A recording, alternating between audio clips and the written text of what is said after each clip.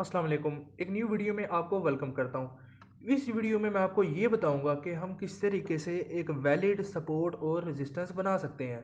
ये most demanded video है जो कि मेरे यूट्यूब सब्सक्राइबर्स ने इस वीडियो की डिमांड की थी और मेरे व्हाट्सएप ग्रुप मेंबर्स ने ये डिमांड की थी कि उनको ये मसला आ रहा था कि हम किस तरीके से एक वैलिड सपोर्ट और रेजिस्टेंस बना सकते हैं।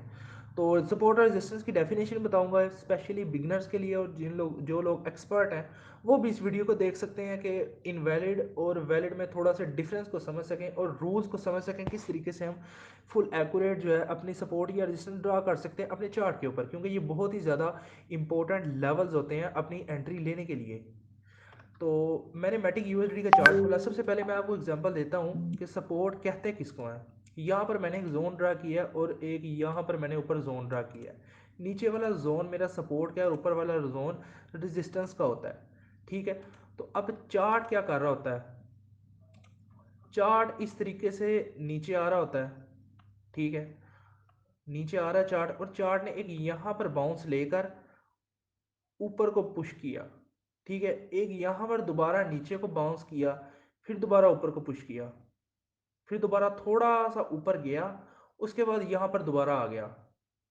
तो अब ये जो एरिया है, ये एरिया जहाँ पर ये प्राइस बार बार टच कर रही है, तो ये एरिया हमारा सपोर्ट कहलाता है। प्राइस नीचे से सपोर्ट ले रही है, मतलब नीचे से विक्स बना रही होगी प्राइस, लंबी लंबी विक्स बना रही होगी, तो यहाँ से जो प्राइस होती है वो रिजेक्शन ले रही होती है। तो ऐसे एरिया को हम सपोर्ट कहते हैं। ठीक है। अब रेजिस्टेंस किसको कहते हैं। अब प्राइस यहाँ पर ऊपर जा रही है, प्राइस ऊपर जा रही है, प्राइस कभी भी स्ट्रेट वे में नहीं मूव करती, प्राइस पुल बैक बनाती हुई मूव करती है। तो यहाँ पर मैं जो अपना जोन है उसको थोड़ा सा एक्सटेंड कर लेता हूँ मज़ीद, ये इस चीज़ को आइडेंटिफाई करने के लिए, ताकि आपको इस चीज़ की क्लियर समझ आए। तो यहाँ पर दोबारा मैं कंटिन्यू करूँगा कि प्राइस हमारी ऊपर जा रही है, अब प्राइस यहाँ पर जाकर रुक गई, प्राइस ने यहाँ से बाउंस लिया, प्राइस नीचे आई, अब प्राइस ने यहाँ से बाउंस लिया। अब आप कहेंगे ये जो लेवल है ये भी सपोर्ट हो सकते हैं, लेकिन ये सपोर्ट हो सकते हैं लेकिन ये माइनर सपोर्ट लेवल है, ये स्ट्रक्चर सपोर्ट लेवल है। ये भी एंट्री लेने के लिए काफ़ी जो है इम्पोर्टेंट जो है रूल फ्राहम करती हैं। ठीक है। और हम जो बात कर रहे हैं वो ऐसे लेवल के लिए बात कर रहे हैं कि बार बार जहाँ प्राइस टच कर रही हो, ऐसी सपोर्ट या ऐसी रेजिस्टेंस एरिया जहाँ पर बार बार प्राइस रिजेक्शन ले रही हो। अब प्राइस यहाँ से नीचे गई, यहाँ से प्राइस ने एक रिजेक्शन ली, फिर यहाँ दोबारा ऊपर आई, यहाँ से रिजेक्शन ली, प्राइस दोबारा नीचे आई, प्राइस ने फिर इस रेजिस्टेंस को ब्रेक करने की कोशिश की, लेकिन प्राइस दोबारा नीचे आ गई। यहाँ प्राइस ने वीक रिजेक्शन दी है, जितनी मर्जी कैंडल की रिजेक्शन दे। अब यहाँ पर प्राइस ने 3 बार रिजेक्शन ली। मैक्सिमम पॉसिबिलिटी है, मैक्सिमम जो वैलिड हमारी रेजिस्टेंस या सपोर्ट है, 2 या 3 कैंडल यहाँ से जो है बड़ी कैंडल्स अगर यहाँ से रिजेक्शन लेती हैं तो वो हमारा सपोर्ट और या रेजिस्टेंस एरिया कहलाएगा। ठीक है। जहाँ पर कैंडल रिजेक्शन लेगी, 2 या 3 कैंडल रिजेक्शन लेगी, वो हमारा सपोर्ट या रेजिस्टेंस एरिया कहलाएगा। ठीक है। तो अब हम चार्ट के ऊपर देख लेते हैं कि हम किस तरीके से वैलिड सपोर्ट और रेजिस्टेंस ड्रा कर सकते हैं। अब यहाँ पर आप देख सकते हैं, अब ये जो 2 और 3 कैंडल वाली मैंने बात की है वो स्ट्रक्चर लेवल पर आपको कुछ इस तरह के लेवल्स के ऊपर आपको कैंडल्स मिलेंगी। ठीक है। अब जो ये वाला मेजर आपके बड़े लेवल है जहाँ पर प्राइस बार बार रिजेक्शन ले रही होती है, यहाँ पे जो है बार बार जो है प्राइस या कैंडल्स बार बार नीचे को बाउंस ले रही होती हैं, तो बहुत ज़्यादा जो कैंडल्स है वो टच हो रही होती हैं सपोर्ट या रेजिस्टेंस पर, तो ये हमारा एक मेजर की वैल्यू एरिया बन जाता है। ठीक है। स्ट्रक्चर लेवल्स के ऊपर 2 2 3 3 कैंडल्स के पुल बैक बन रहे होते हैं, वो भी हमारा एक एज अ सपोर्ट और रेजिस्टेंस लेवल ही कहलाता है। लेकिन आज हम सिर्फ मेजर लेवल्स की बात कर रहे हैं, क्योंकि अगर आप स्विंग ट्रेडिंग करते हैं या इंटरडे ट्रेडिंग करते हैं, सिर्फ सपोर्ट या रेजिस्टेंस पर ट्रेडिंग करते हैं, जो स्ट्रक्चर लेवल्स है वो एक अलग चीज़ है। लेकिन आप अगर सिर्फ सपोर्ट या रेजिस्टेंस के ऊपर ट्रेडिंग करते हैं तो आपको ये चीज़ समझने की ज़रूरत है जो मैं आपको बता रहा हूँ। ठीक है। तो चार्ट के ऊपर चलते हैं हम और यहाँ पर देख लेते हैं कि हम किस तरीके से सपोर्ट या रेजिस्टेंस ड्रा कर सकते हैं। अब प्राइस यहाँ से ऊपर जा रही थी, तो प्राइस ने यहाँ से देखें यहाँ रिजेक्शन ली, ये कितनी ज़्यादा कैंडल्स ने रिजेक्शन ली, प्राइस नीचे गई, फिर दोबारा यहाँ से 2 कैंडल रिजेक्शन लेकर दोबारा नीचे आई, फिर दोबारा बाइंग प्रेशर बना, लेकिन फिर दोबारा हमें 3 4 कैंडल्स ने रिजेक्शन लेती हुई नज़र आई, फिर दोबारा प्राइस नीचे आ गई, लेकिन यहाँ दोबारा फिर प्राइस ने यहाँ से रिजेक्शन ली, प्राइस नीचे आ गई। ठीक है। तो यहाँ पर ये वाला जो हमारा एरिया है ये हमारा रेजिस्टेंस एरिया कहलाएगा। ठीक है, ये हमारा रेजिस्टेंस एरिया कहलाएगा। इसका मैं कलर चेंज कर लेता हूँ ताकि आपको थोड़ा सा क्लियर हो जाए। ये हमारा रेजिस्टेंस एरिया कहलाएगा। अब प्राइस ने इसको ब्रेक किया, फिर दोबारा देखें छोटी छोटी कैंडल प्राइस ने बनानी शुरू कर दी, लेकिन दोबारा प्राइस इसको नीचे ब्रेक करके चली गई। ठीक है, और यहाँ से प्राइस ने रीटेस्ट लेकर हमें एक अच्छी यहाँ पर एंट्री रीजन भी प्रोवाइड कर दी। तो इससे ये साबित होता है कि जो सपोर्ट रेजिस्टेंस हमारी एंट्री के लिए बहुत ही अच्छा किरदार फराहम करती हैं। ठीक है, तो ये हमारी रेजिस्टेंस हो गई। तो अब यहाँ पर हम मज़ीद जो है एग्जांपल्स यहाँ पर देखते हैं। अब यहाँ पर प्राइस ने नीचे से रिजेक्शन ली, तो ये भी हमारा एक सपोर्ट एरिया होगा। ठीक है, तो इसको भी मैं यहाँ से कवर कर लेता हूँ। ये देखें, एक कैंडल ने रिजेक्शन ली, ये 1 और टाइम फ्रेम मैंने खोला है। एक कैंडल ने रिजेक्शन ली, फिर दोबारा ये नीचे से कितनी कितनी कैंडल्स हैं जो कि रेजिस्टेंस सपोर्ट वाले एरिया से रिजेक्शन ले रही हैं।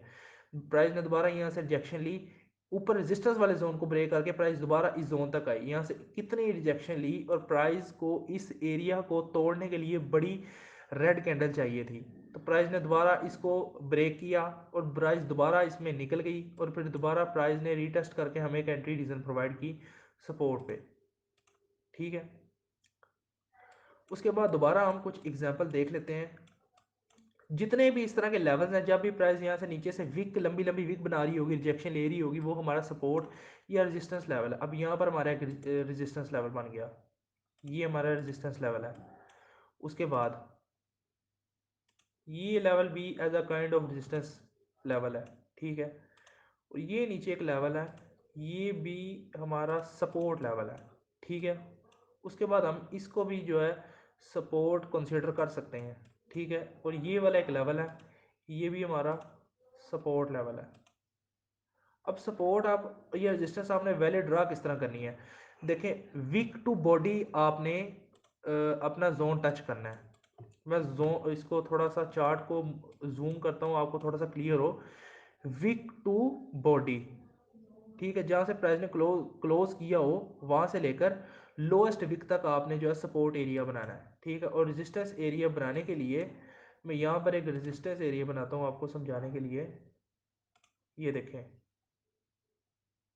अब मैंने इसके अंदर 1 2 3 4 5 6 7 8 कैंडल्स को मैंने यहाँ पर कवर किया। ठीक है, अब ये हाईएस्ट विक से लेकर बॉडी तक आपने इसको टच करना है। जोन थोड़ा सा छोटा हो जाए या बड़ा हो जाए कोई इशू नहीं है, लेकिन आपने अपने रूल्स पर जो है कायम रहना है। ठीक है, उसके बाद और आपको एग्जांपल दिखा लेता हूँ। ये हमारा एक सपोर्ट एरिया होगा, देखें ये वाला एरिया, ये एरिया हमारा सपोर्ट एरिया है यहाँ तक। ठीक है, अब देखें प्राइस ने यहाँ से जो है नीचे से रिजेक्शन ली, विक नीचे से नीचे बनाई, उसके बाद प्राइस ने ऊपर तक रिजेक्शन ली, उसके बाद फिर प्राइस नीचे आई, यहाँ से फिर रिजेक्शन ली, तो दोबारा फिर प्राइस हमारे सपोर्ट एरिया तक आई और सपोर्ट से थोड़ा सा ऊपर रिजेक्शन लेकर फिर दोबारा ऊपर चली गई और ये ऊपर तक निकल गई। ठीक है, लेकिन प्राइस ने इसको इस जोन को ब्रेक नहीं कर पाई। हालांकि बीच में सेलिंग प्रेशर था, बड़ी कैंडल भी बन रही थी, ये कितनी बड़ी कैंडल बनी, लेकिन उसके बाद दोबारा जो है हमारा बाइंग प्रेशर मेंटेन रहा और उसके बाद इसका भी टॉप ब्रेक हो गया, प्राइस दोबारा ऊपर चली गई।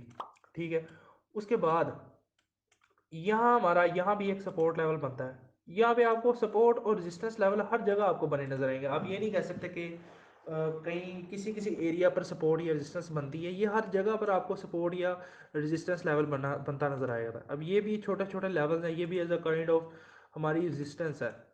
ठीक है, प्राइस ने रिजेक्शन लेकर नीचे आई ना, तो ये भी हमारी as a kind of resistance है, और नीचे ये भी एक हमारा सपोर्ट लेवल है। इतनी एक्सप्लेनेशन के साथ आपको एक ही वीडियो के अंदर आपको रूल्स भी बताए गए और आपको वैलिड और इनवैलिड जो है रीजंस भी बताई गई, और सारा मैंने आपको इस वीडियो में एक ही वीडियो में समझाया ताकि आप कोई और वीडियो ना वॉच कर सकें, आपको एक ही वीडियो देखकर आपका जो है सारा कॉन्सेप्ट क्लियर हो जाए। तो अगर अगर आप किसी और वीडियो पर भी डिमांड करना चाहते हैं, किसी और टॉपिक पर डिमांड करना चाहते हैं, तो वो भी आप मुझे टॉपिक रिकमेंड कर सकते हैं, तो मैं उस पर भी वीडियो बनाऊंगा। ये मुझे एक सब्सक्राइबर ने रिक्वेस्ट की थी और मेरे ग्रुप मेंबर्स ने रिक्वेस्ट की थी कि आप सपोर्ट और रेजिस्टेंस पर भी लाजमी वीडियो बनाएं, उनको एंट्री लेने में काफ़ी डिफ़िकल्टीज का सामना करना पड़ता है। ठीक है, अब लास्ट एग्जांपल हम देख लेते हैं। ये एरिया हमारा रेजिस्टेंस लेवल है। ठीक है, इसको मैं बॉडी तक कर लेता हूँ। जो मैंने आपको बताया था। ठीक है, हमारा ये एरिया भी कवर हो गया, ये एरिया भी कवर हो गया। इसको थोड़ा सा मैं आगे करता हूँ तो आप देखें कि ये छोटी छोटी कैंडल बन रही थी। इस जोन को ब्रेक करने के लिए प्राइस ने बड़ी बड़ी कैंडल बनानी शुरू की और यहाँ से रीटेस्ट भी किया, लेकिन ज़्यादा ऊपर नहीं गई क्योंकि छोटी छोटी कैंडल्स बन रही थी। ये इतना कोई ख़ास बाइंग प्रेशर नहीं होता। प्राइस दोबारा नीचे चली गई अपनी पिछली पहली सपोर्ट के ऊपर। ये देखें, ये मैंने खींच कर इसको बड़ा किया तो ये भी हमारे एक सपोर्ट एरिया ही था जहाँ से प्राइस बार बार बाउंस ले रही थी। ठीक है, ये भी एक हमारा सपोर्ट एरिया ही था। तो इस तरीके से आप वैलिड सपोर्ट और रेजिस्टेंस लेवल बना सकते हैं। तो अगर वीडियो अच्छी लगी हो तो वीडियो को लाइक लाजमी कर कीजिएगा और चैनल को सब्सक्राइब भी कीजिएगा। इंशाल्लाह नेक्स्ट वीडियो में मिलते हैं किसी अच्छे कंटेंट के साथ। अल्लाह हाफिज़।